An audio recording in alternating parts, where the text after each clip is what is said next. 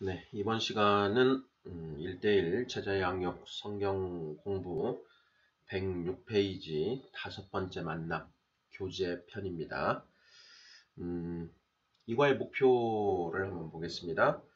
1번 그리스도인의 교제는 하나님과의 교제와 성도 간의 교제가 있음을 안다라고 되어 있습니다. 2번 지체들의 하나됨과 다양성을 알고 사랑으로 교회의 덕을 세워나간다라고 되어 있습니다. 우리가 이 다섯 번째 만남 교제에서 중요한 어떤 다루어야 할 내용은 사실 십자가의 도라고 하는 그런 표현이라고 할 수 있습니다. 성경에 이제 십자가의 도라는 표현이 나오는데요. 고린도전서 1장에 나오죠. 1장 18절로 기억을 하고 있는데요. 십자가의 도가 멸망하는 자들에게는 미련한 것이요 구원을 받는 자들에게는 하나님의 영광이라, 이런 표현이 나옵니다. 고린도전서 1장 18절 십자가의 도가 멸망하는 자들에게는 미련한 것이요 구원을 받는 우리에게는 하나님의 능력이라, 이렇게 되어 있습니다. 자, 십자가의 도라는 부분을 우리가 이제 언급을 하고 이 교재 편으로 이제 들어가는 것이 조금 이해에 많은 도움이 되는 것 같습니다. 자, 108쪽으로 넘겨주셔서 그 교재에 나온 먼저 그 총론 부분이 나오는데요. 거기에 보면 그리스도인들의 교제는 인간 사이에 막힌담을 허신 십자가에서 시작됩니다 라고 해서 에베소서 2장 13절에서 14절 말씀을 이렇게 언급하고 있습니다. 에베소서 2장 13, 14절을 읽어보겠습니다. 이제는 전에 멀리 있던 너희가 그리스도 예수 안에서 그리스도의 피로 가까워졌느니라. 그는 우리의 화평이신지라 둘로 하나를 만드사 원수된 것 곧 그 중간에 막힌 담을 육체로 허시고, 이렇게 되어 있는데요. 에베소서 2장 13, 14절만 이제 여기서 언급을 하고 있는데 조금 더 나아가서 15, 16절까지도 계속 여기에서 논의를 하고 넘어갑니다. 보죠. 15절, 16절까지 읽으면 되는데요. 법조문으로 된 계명의 율법을 폐하셨으니 이는 이 둘로 자기 안에서 한 세 사람을 지어 화평하게 하시고 또 십자가로 이 둘을 한 몸으로 하나님과 화목하게 하려 하심이라. 원수된 것을 십자가로 소멸하시고 라고 되어 있습니다. 그러니까 에베소서 2장 13, 14, 15, 16절까지요. 여기에서 언급을 하고 같이 그 묵상을 한 뒤에 넘어가는 게 중요합니다. 그리고 이 총론 파트에서 마지막 부분, 그러므로 참 교제는 그리스도인들이 함께 모여 하나님을 예배하는 데서 시작되고 예배를 통해서 완성될 수 있습니다 라고 되어 있는 부분이요. 자, 이 부분이 십자가의 도와 연결된다라는 것인데요. 어떻게 그렇게 되는지 한번 살펴보도록 하겠습니다. 이 부분을 먼저 이해를 하고 가면 이 교재 파트가 굉장히 쉽게 접근이 됩니다.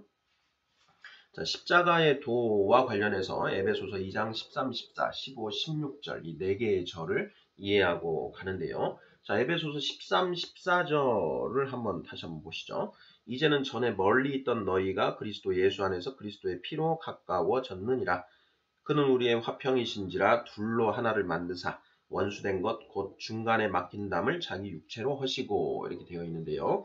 자, 여기에서 둘로 하나를 만드사 원수된 것 곧 중간에 막힌 담을 자기 육체로 허시고, 둘로 하나를 만들었다 이렇게 되어 있는데, 여기에 둘이 무엇과 무엇을 가리키는가, 무엇과 무엇을 말하는가 라는 부분을 먼저 우리가 생각을 해 보아야 됩니다.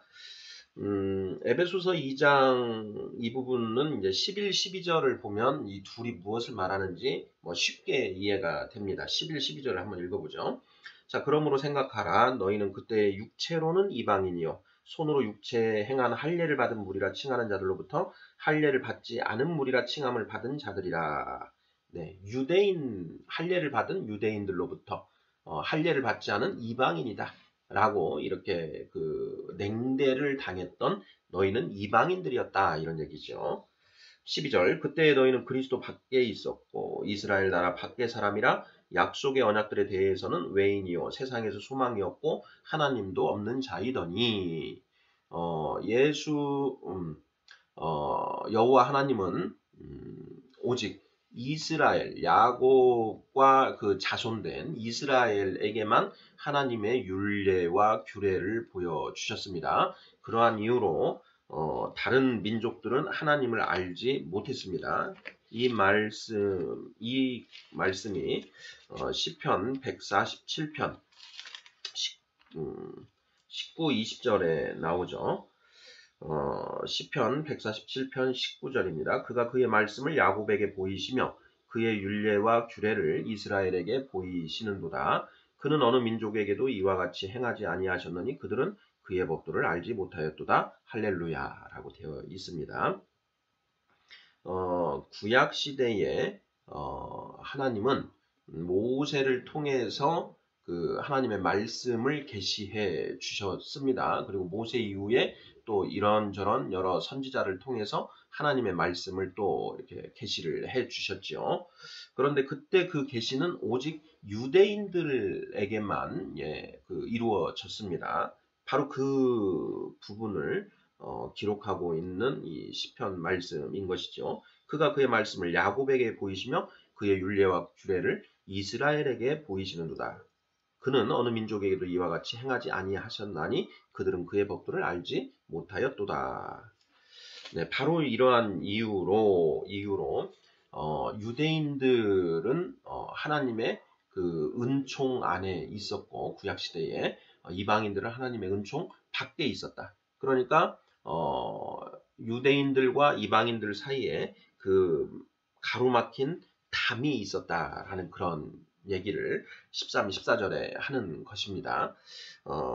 그런데 이 13, 14절을 지금 여기에서는 이방인과 유대인의 관계에서 이야기를 하고 있지만 이걸 조금 더 범위를 넓혀서 보면 너와 나의 관계, 아담과 하와가 한 몸을 이룹니다. 선악과를 먹기 전에는 이는 뼈 중에 뼈요 살 중에 살이라. 남자가 육체를 떠나 부모를 떠나 그 여자와 한 몸을 이룰지니 그들이 벌거벗었으나 서로 부끄러워하지 아니하더라. 그러니까 선악과를 먹기 전 원죄가 들어오기 전에는 인간과 인간이 서로 한 몸이자 한 뜻이었다라는 것입니다. 자, 그런데 선악과를 먹고 난 다음에 이에 그들의 눈이 밝아져 벌거벗은 것을 깨닫고 무화과 나무 잎을 엮어 치마로 삼았더라. 이렇게 나오죠. 그리고 선악과를 먹은 이후에 아담이 그 여자에게 하와라는 이름을 지어 줍니다.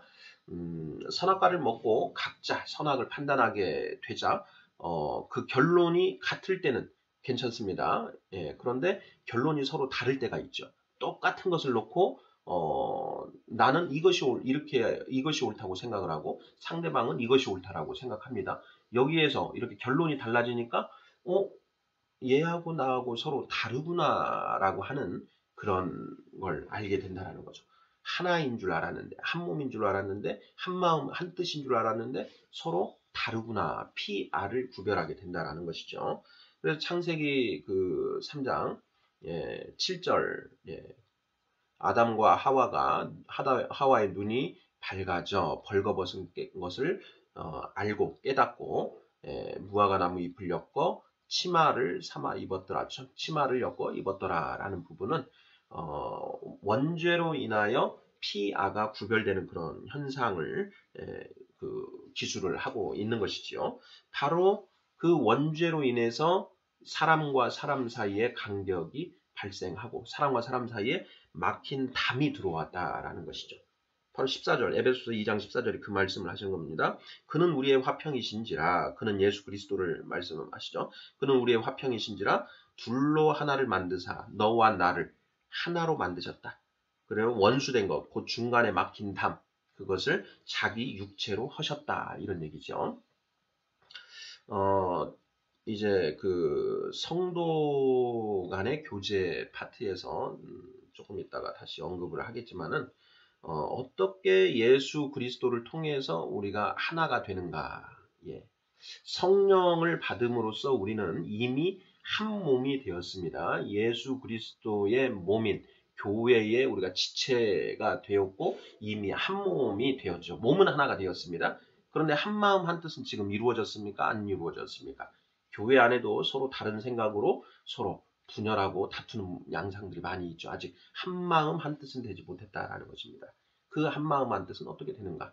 예, 하나님의 말씀이신 예수 그리스도를 통해서 한 마음 한 뜻으로 회복이 되지요. 내 생각, 감정, 가치관은 모두 버리고 오직 하나님의 말씀으로 채워지면 나도 그렇게 채워지고 너도 그렇게 채워지고 저 사람도 저렇게 채워지고 하면은 한 마음 한 뜻이 된다라는 것입니다.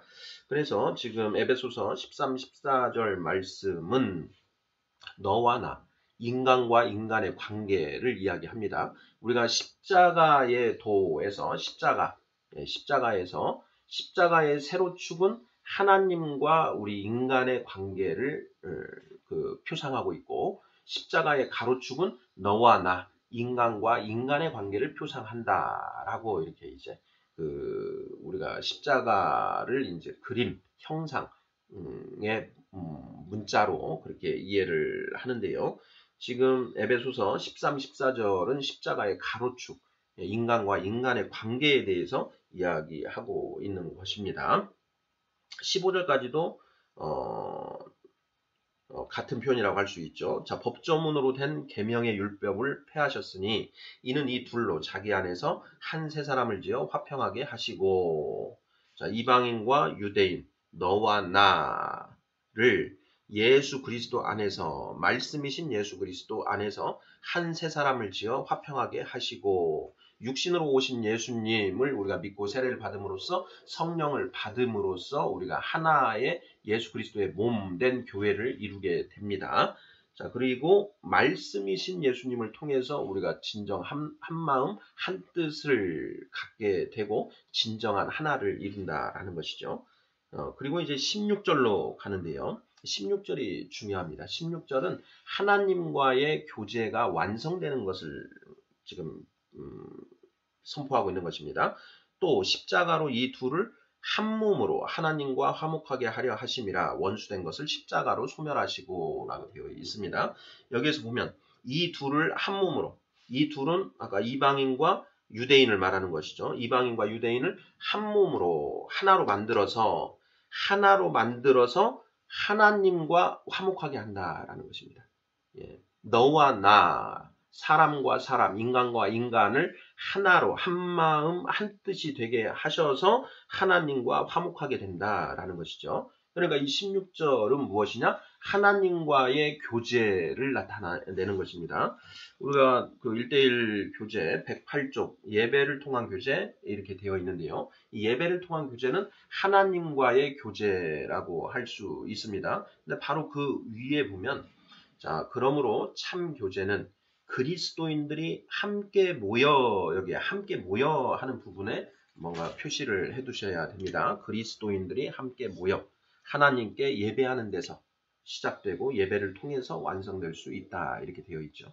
근데 여기에서 내가 하나님께 나 혼자 하나님께 예배하는 것이 아니라 그리스도인들이 함께 모여 하나님을 예배하는 것에서 참 교제가 시작된다. 이렇게 얘기를 하죠. 자, 우리가 하나님을 모르고 살다가 예수 그리스도를 통하여 하나님을 이제 바라보게 되었습니다. 하나님을 바라보고 이제 내가 하나님을 사랑하는 그런 마음으로 이제 이 크리스찬이 되는 것이죠.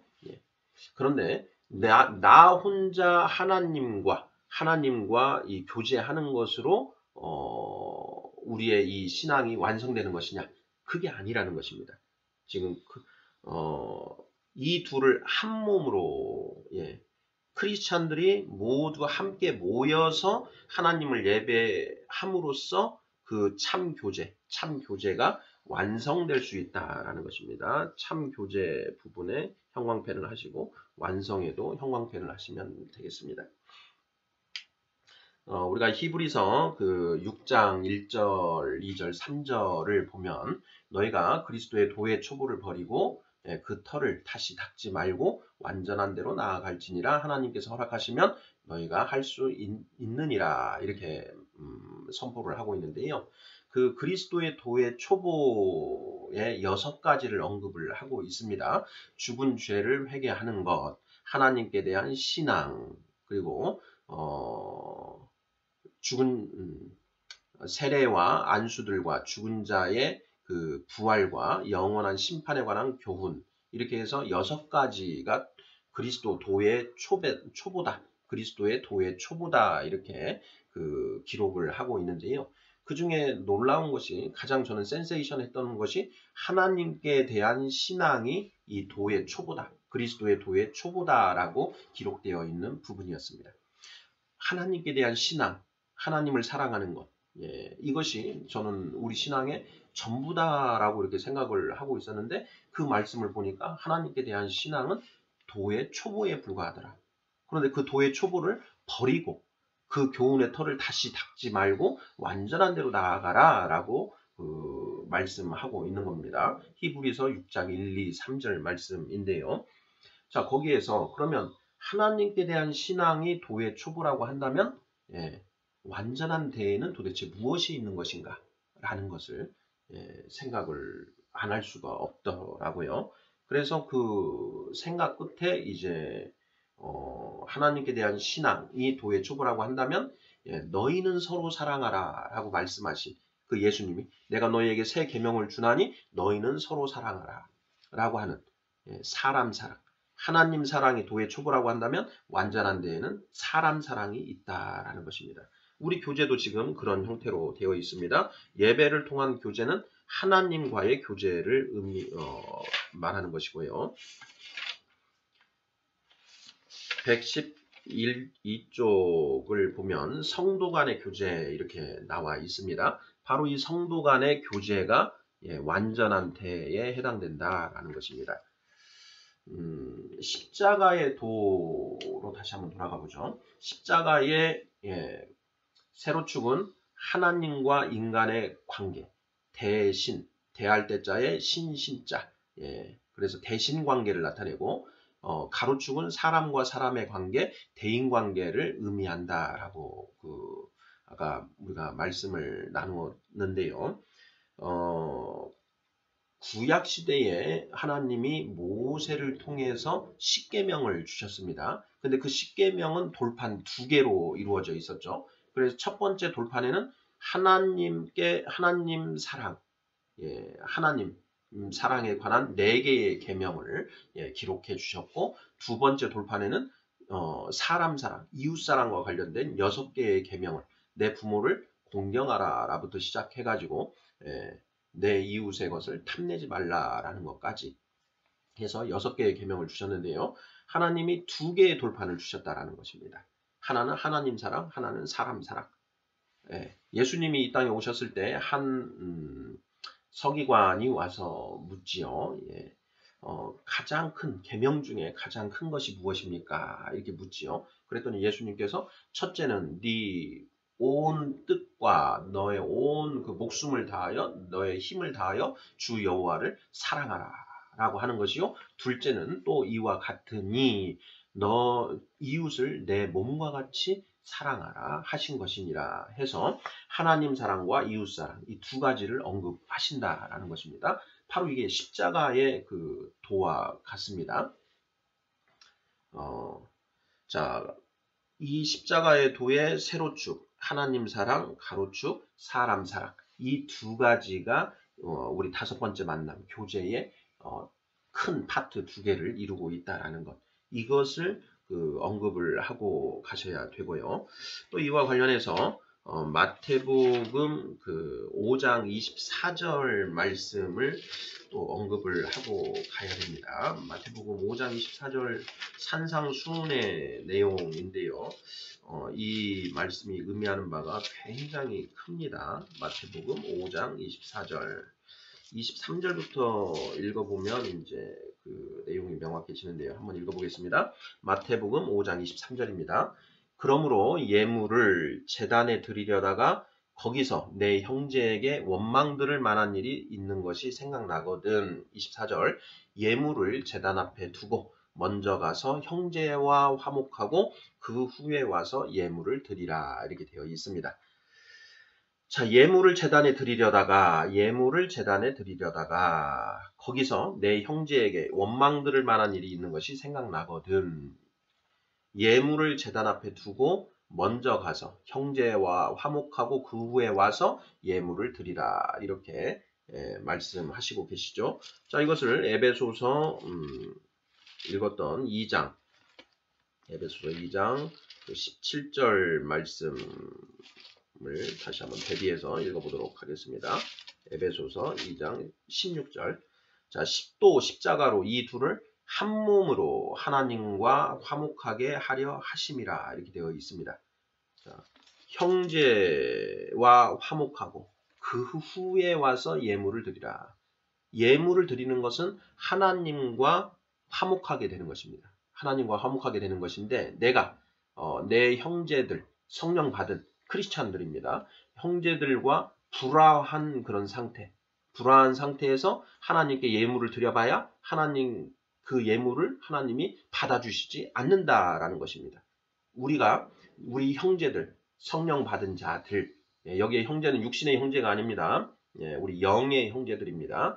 그 성령 받은 크리스찬들끼리 서로 불화하면서 불화한 상태, 서로 싸우고 비방하고 비난하고 정죄하고 하는 그런 상태에서 하나님께 예물을 드려봐야 하나님이 그 예물을 기쁘게 받으시지 않는다라는 말씀입니다. 예물을 제단 앞에 두고 먼저 가서 그 형제와 화목하고 그 후에 와서 예물을 드리라 이렇게 분명히 말씀을 하고 계십니다. 바로 이것이 십자가의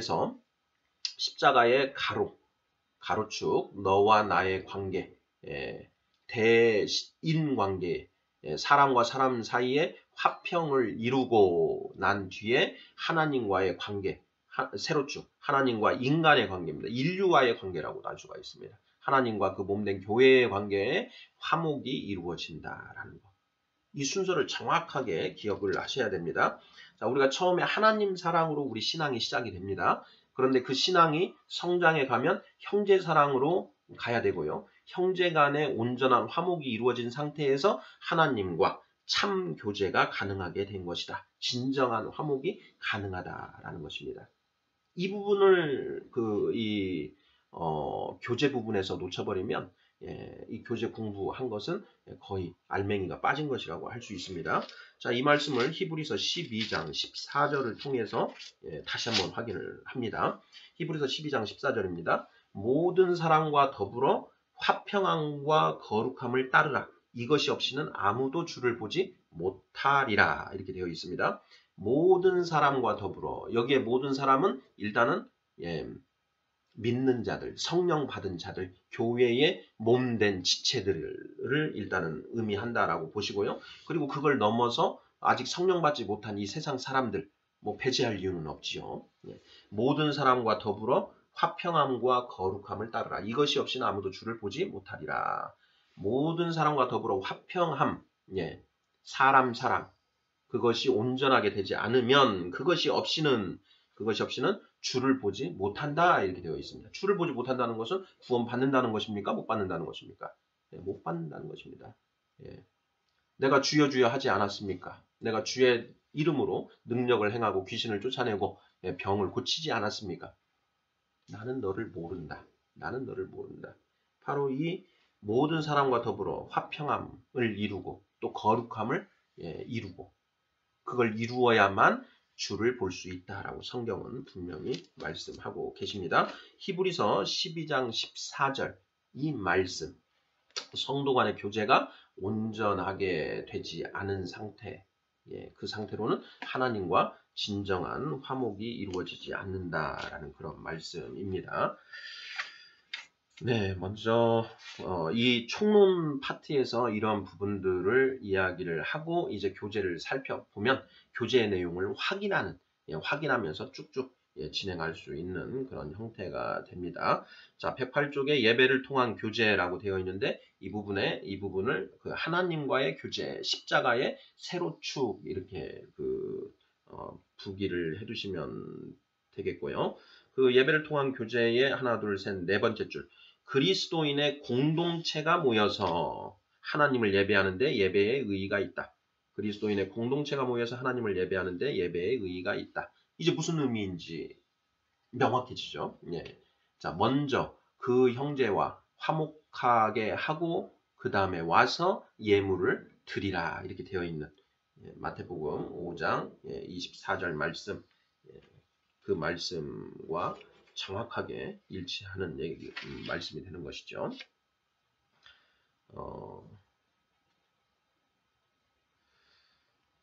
우리가 이제 여기에 찬양, 4번에 찬양이 나오는데요. 이 찬양과 관련해서는 한 가지를 저는 짚고 넘어갑니다. 우리가 구원의 확신 파트에서 우리 인간의 이 마음은 지, 정, 의 이 세 가지의 요소로 이루어져 있다. 이렇게 얘기를 했었는데요. 우리의 신앙 생활은 말씀과 기도와 찬양, 말씀, 기도, 찬양 이 세 가지가 굉장히 중요한 어떤 요소를 이루고 있습니다. 자, 지, 정, 의를 말씀, 기도, 찬양과 연결해서 한번 살펴보고 저는 이제 넘어가는데요. 한번 우리 같이 한번 생각을 한번 해보겠습니다. 자, 지, 정, 의는 하나님의 형상, 그리스도의 형상, 너희는 그리스도의 형상을 이루라 할 때 그 형상과 같다라고 했습니다. 자, 하나님의 지성, 하나님의 감성, 하나님의 이 의지, 그 하나님이 가지고 계신 지성, 감성, 의지를 우리의 것으로 만들어가는 것. 그걸 하나님의 것을 우리 안에 완전히 받아들여서 우리 안에 그런 하나님의 지정의가 이루어지는 것. 바로 이것이 우리 안에 그리스도의 형상을 이루는 것이다. 이렇게 하나님의 속성 파트에서 말씀을 드렸었는데요. 자, 우리가 말씀, 기도, 찬양 중에 무엇으로 하나님의 지성을 이룰 수 있을까요? 자, 말씀, 기도, 찬양 중에 무엇으로 우리가 하나님의 감성에 가까워질 수 있을까요? 자, 말씀, 기도, 찬양 중에 무엇을 가지고 하나님의 의지와 가까워질 수 있겠습니까? 자, 먼저 말씀, 기도, 찬양 중에 말씀과 관련되죠. 말씀을 통해서 우리는 하나님의 지식과 하나님의 지혜를 우리의 것으로 만들어 가는 것입니다. 자, 다음 하나님의 감성, 찬양을 통해서 그것이 이루어집니다. 지금 찬양은 하나님을 예배하는데 가장 중요한 요소입니다. 양쪽 가로 이번에 찬양은 우리의 삶 가운데서 성령을 자유롭게 합니다라고 하는 이 부분들 여러 가지, 4가지, 5가지에 대해서 찬양을 이야기하고 있는데요. 이 찬양은 우리의 지, 정, 의 중 이 정서적인 측면하고 좀 더 가까운 것 같습니다. 그럼 의지적인 측면은 무엇과 관련이 되나요? 바로 기도죠. 기도. 그래서 말씀, 찬양, 기도. 자, 이 지성과 감성과 의지는 서로 상호작용을 하면서 시너지를 일으킨다라고 했습니다. 우리가 말씀을 더 알게 되면 감정의 이 가슴 벅찬 감동을 느끼게 되고 그 감동의 기초에서 우리가 의지적인 결단을 해나갈 수가 있고요. 의지적인 결단을 통해서 하나님의 말씀을 삶으로 실천하면 다시 거기서 깨달음을 얻고 또 감정에 이게 정말 하나님의 말씀이 옳구나 참이구나 하는 걸 또 느끼게 되는 거죠. 그래서 선순환을 통해서 점점 우리의 믿음이 커지게 된다라는 것입니다. 네, 이 부분을 찬양 파트에서 짚고 넘어가면 될 것 같고요. 자, 이제 두 번째 성도 간의 교제 112쪽 성도 간의 교제로 넘어오는데요. 그 중에 이제 네 번째 줄을 보면 만일 우리가 다른 그리스도인에게서 고립된다면 그리스도인의 교제가 있을 수 없습니다. 하나님은 모든 그리스도인들이 믿음의 가족으로서 지역교회의 활발한 구성원이 되기를 원하십니다. 이렇게 쓰고 있습니다. 굉장히 맞는 얘기고요. 첫 번째로 지체의식이 있어야 한다. 이렇게 얘기를 하고 있는데요. 이와 같이 우리 많은 사람이 그리스도 안에서 한 몸이 되어 서로 지체가 되었느니라. 로마서 12장 5절을 인용하고 있습니다. 여기에서 중요한 것은요. 한 몸이 되어, 자, 한 몸이 된 것은 이미 한 몸이 되었습니까? 지금 되어가고 있다라는 것입니까? 이 부분을 짚어야 됩니다. 예. 이미 한 몸이 되었다라는 것입니다. 완료형입니다. 이미 한 몸은 되었다. 언제 한 몸이 되었느냐? 성령 받았을 때, 예, 그때 이 성령으로 말미암아 우리는 이미 그리스도의 몸의 한 부분, 지체가 되었다라는 것입니다. 이건 이미 됐다라는 것입니다. 자, 그런데 문제는 뭐가 안 됐느냐? 자, 한 마음 한 뜻이 되었습니까? 안 되었습니까? 지금 2번으로 넘어가는 거죠. 자, 지체의식이 있어야 한다. 우리는 이미 한 몸이 되었다. 그 성령으로 인해서 우리는 이미 한 몸이 되었다라는 것입니다. 자, 그런데 우리가 진정한 하나는 되지 못했다. 이 진정한 하나가 되지 못했다라는 것은 무엇이느냐? 자, 하나, 둘, 셋, 넷, 다섯 번째 줄입니다. 그리스도에서 한 마음을 품을 때, 자, 우리가 한 몸이 되긴 되었는데, 지금 한 마음, 한 뜻이 되었습니까? 안 되었습니까?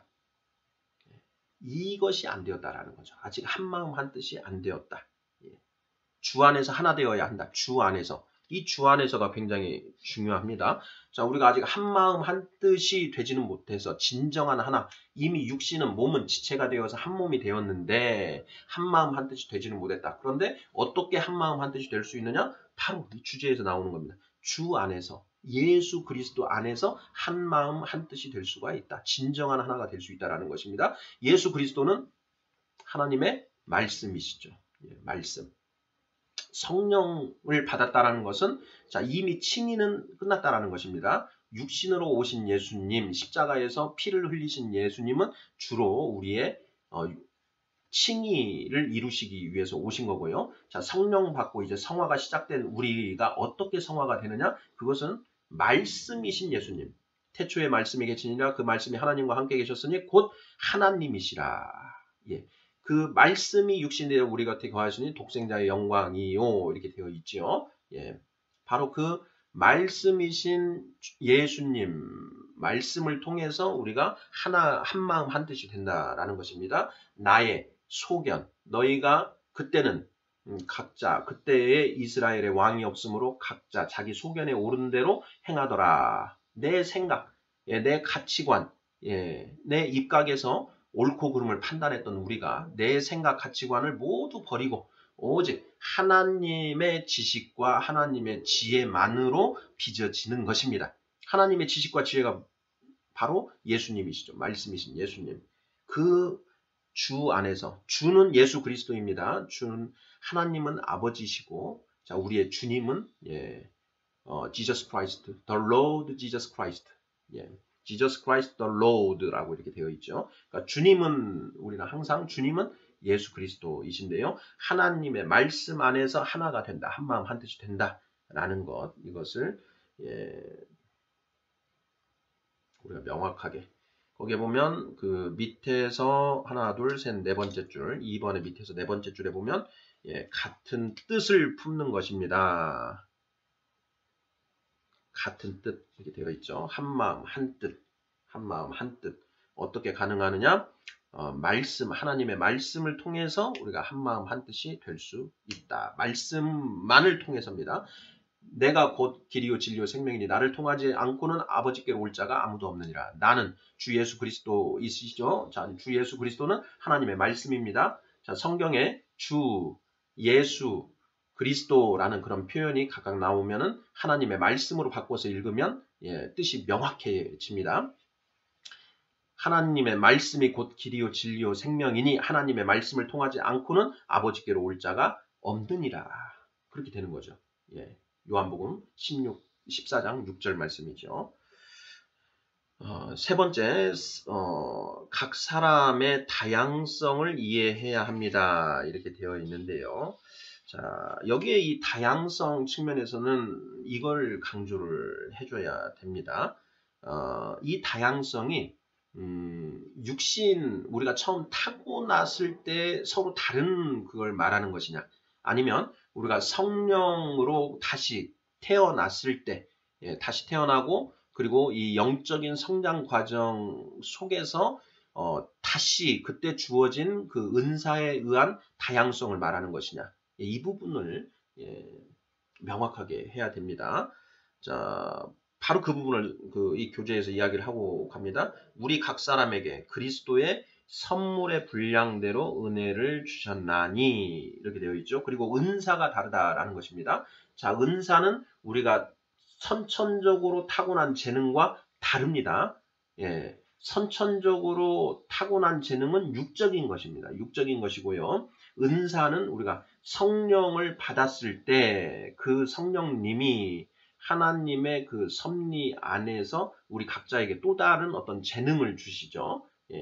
그 후천적으로 성령님이 우리에게 주신 것, 그것이 은사입니다. 타고난 재능과 구별해야 됩니다. 타고난 재능과 성령 하나님이 우리에게 새롭게 주시는 그 재능, 자, 어느 게 더 능력이 있을까요? 타고난 재능과 우리가 성령을 받을 때 그 성령님, 내 안에 계신 성령님이 자, 나를 이렇게 쓰시려고 주시는 그 재능, 은사, 자, 이 두 가지 중에 어느 것이 더 능력이 있느냐 하는 질문입니다. 당연히 성령 하나님이 우리에게 주시는 그 재능, 은사가 훨씬 타고난 재능보다 훨씬 더 탁월합니다. 자, 그것이 성경에도 기록되어 있죠. 출애굽기 35장입니다. 출애굽기 35장. 출애굽기 35장 30절, 31절을 한번 읽어보겠습니다.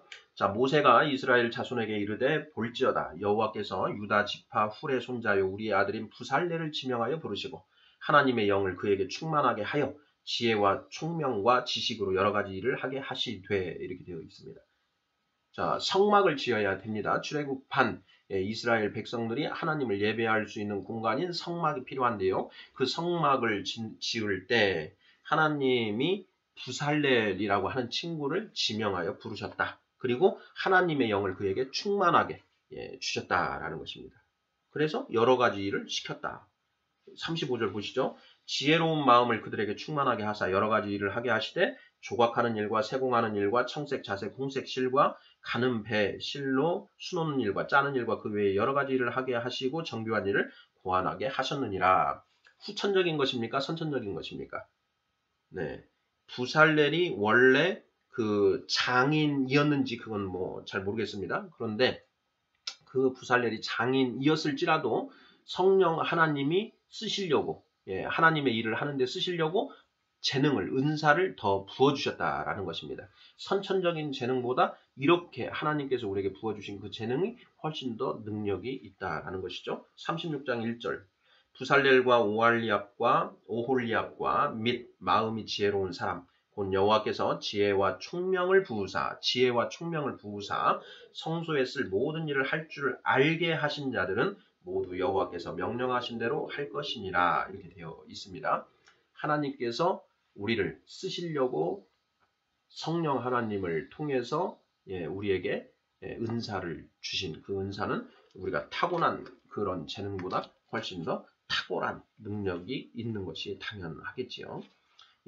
그러니까 여기에서의 그 다양성을 이해한다라는 것은 선천적인 그 다른 것을 의미하는 게 아니라 성령 하나님이 우리 그 그리스도의 몸인 교회를 성장시키고 거룩하게 만들어 가시기 위해서, 교회의 덕을 세우기 위해서 각 지체들에게 부여해 주신 그 은사의 다름에서 오는 다양성이라는 것을 이해를 해야 됩니다. 자, 믿음의 정도가 다르다. 여기에 그 로마서 14장 3절 말씀이 나오지 않습니까? 먹는 자는 먹지 않는 자를 업신여기지 말고 먹지 않는 자는 먹는 자를 비판하지 말라, 이렇게 되어 있는데요. 자, 여기에서 먹는 자와 먹지 않는 자, 자, 이것을 문자적으로만 이해해가지고 무슨 부정한 음식, 그리고 정한 음식, 이런 얘기를 하는 게 아니라는 걸 아시죠? 이방 신에게 제사 드리는 음식은 먹지 말라. 그 이방신에게 제사 드린 음식 그런 걸 지금 가리키는 게 아닙니다. 여기에 먹는 것은 성경에서 먹고 마시는 게 나올 때는 반드시 영적인 의미를 생각해 보아야 합니다.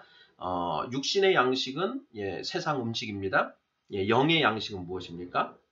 하나님의 말씀이지요. 여기에서 먹는 자는 하나님의 말씀 중에 어떤 단단한 음식이 있는데 그것을 먹고 소화시키는 자를 말하는 거고요. 먹지 않는 자는 그것을 먹어도 소화를 시키지 못하는 자, 그러니까 믿음이 아직은 연약한 자, 어린아이를 말하는 것입니다. 먹는 자는 장성한 자는 아직 어린아이를 업신여기지 말고, 자, 먹지 않는 자, 어린아이는 먹는 자, 장성한 자를 비판하지 말라. 이런 표현 있는 이지요.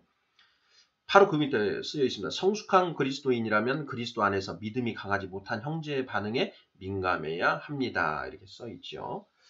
자, 인간적인 배경이 서로 다르다라는 것. 여기에서는 이 부분이 중요한데요.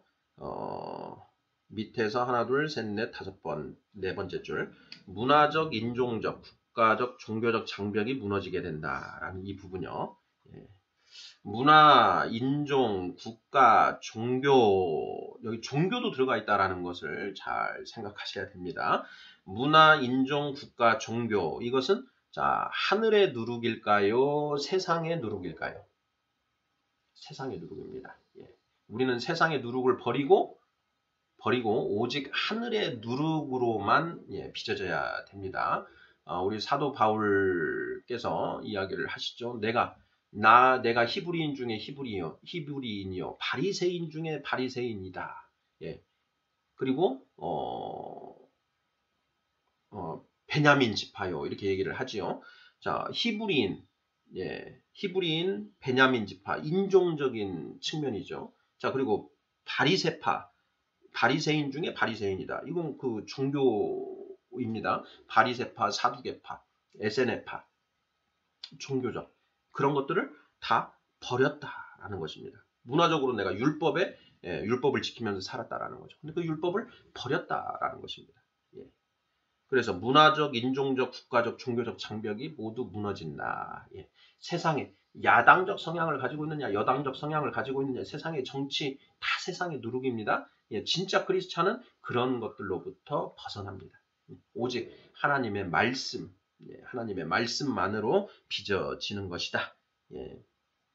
그래서 아직 거기를 벗어나지 못하고 있는 그런 지체들은 위에서 있는 것처럼 아직 다 먹지 못하는 자라는 것을 우리가 기억을 해야 됩니다. 개구리 올챙이적 시절 생각 못한다라는 속담이 있습니다. 바로 로마서 14장 3절에서 우리가 떠올려야 되는 속담은 바로 그겁니다. 나도 그 시기를 거쳤다. 오히려 제가 믿음이 허락되지 않았던 그 시기를 지나서 믿음이 허락이 됐는데 굉장히 하나님의 말씀이 믿어지지도 않고 하던 그런 갓난아기, 어린아이의 시절, 그 시절을 오랫동안 거쳤다라는 것입니다. 그거를 우리가 항상 이 믿음에서 믿음으로 나아가는 믿음의 성장 과정, 그것을 우리가 오래 참음으로 기다려야 된다라는 이야기가 되겠죠. 자, 4번에 서로 사랑해야 합니다라고 되어 있는데요. 자, 여기에서 사랑, 이때의 사랑은 하나님의 사랑을 말합니까? 사람의 사랑을 말합니까? 사람의 사랑은 이뻐서 하는 사랑입니다. 내 눈에 이뻐서. 내 자식도 이쁠 때 사랑이 되죠. 근데 내 몸이 아파서 난 자식도 미울 때가 있습니다. 미우면 사랑이 안 됩니다. 미우면. 인간의 사랑은 이뻐서 하는 사랑이고요. 미워지면 절대 사랑 못합니다. 그래서 부모와 자식 간에도 서로 결별하고 그렇지 않습니까? 미워서 그렇습니다. 미워서. 부부가 연애할 때 너무너무 이쁘죠. 그러니까 서로 사랑합니다. 결혼합니다. 그런데 조금 지나고 나면은 이제 서로 나쁜 예전에는 보지 못했던 눈에 콩깍지가 씌어가지고 보지 못했던 그런 그 모습들이 자꾸 드러나죠. 원래 없었던 게 아닙니다. 그 부분은 보지 못했던 거죠. 미운 구석이 생겨나는 겁니다. 그러다 보면 이제 점점 사랑은 식고 이제 잘못하면 남남까지 이혼까지 하게 되는 것이죠. 인간의 사랑은 이뻐서 하는 사랑이다. 자, 하나님 우리를 왜 사랑하십니까? 이뻐서 사랑하십니까? 하나님 말씀 아무리 얘기를 해도 듣지도 않고 지 멋대로 살아가고 있는 우리가 이쁘실까요? 여러분은 자식들이 내 말을 잘 들을 때는 이쁘죠. 그런데 뭔 말을 해도 들어먹지도 않고 오히려 거기에 대해서 반발하면서 아빠 엄마는 뭐 알지도 못하면서 막 자꾸 그런다라고 하면서 반발하고 막 나갑니다. 이쁩니까? 사랑이 되나요? 사랑은 되죠. 자, 이뻐서 사랑하는 겁니까? 그때는 아니죠. 하나님 우리를 이뻐서 사랑하십니까? 불쌍해서 사랑하십니까? 불쌍해서 사랑합니다. 하나님이 우리를 이뻐서 사랑하신다라고 이렇게 생각하시는 분이 있는데요. 그 성경 말씀을 조금 더 한번 이렇게 살펴보시는 게 좋지 않을까 싶습니다. 하나님 우리를 불쌍해서 사랑하십니다. 예수님이 이 땅에 육신을 입고 오셔서 십자가에서 죽으신 이유, 불쌍한 거죠. 죄 안에서 허덕허덕 하고 있는데 죄가 무엇인지도 모르고 희희낙낙 거리면서 죽을 줄도 모르고 그렇게 살아가는 우리가 너무 불쌍하셔서 예수님이 육신을 입고 이 땅에 오셔서 십자가에서 죽으셨다라는 것입니다. 자, 서로 사랑해야 합니다라고 할 때 이 사랑은 인간의 마음으로 하는 사랑이 아니고요. 하나님의 마음으로 하는 사랑이다라는 것. 우리가 하나님의 속성에서 성령 하나님이 우리에게 들어오실 때 그 하나님의 사랑의 마음이 우리 안에 씨가 우리 안에 들어왔고요. 그 사랑이 점점 커져서 자, 우리도 하나님의 마음으로 사랑을 하게 된다. 긍휼입니다. 하나님의 마음으로 하는 사랑. 하나님의 사랑의 본질은 긍휼이다. 인간의 사랑의 본질은 자기애입니다. 자기애. 나에게 도움이 유익하면 사랑하고 유익하지 않으면 미워하는 것이 인간의 사랑입니다. 그래서 너희는 서로 사랑하라 라고 했을 때 사랑하라 라고 했을 때 그게 나오면은요 이렇게 바꿔서 읽어보시면 됩니다. 서로 불쌍하게 여기라. 너희는 그들을 불쌍하게 여기라. 사랑하라. 내 원수를 사랑하라. 내 원수를 불쌍하게 여기라 라는 것입니다. 불쌍하게 여기라.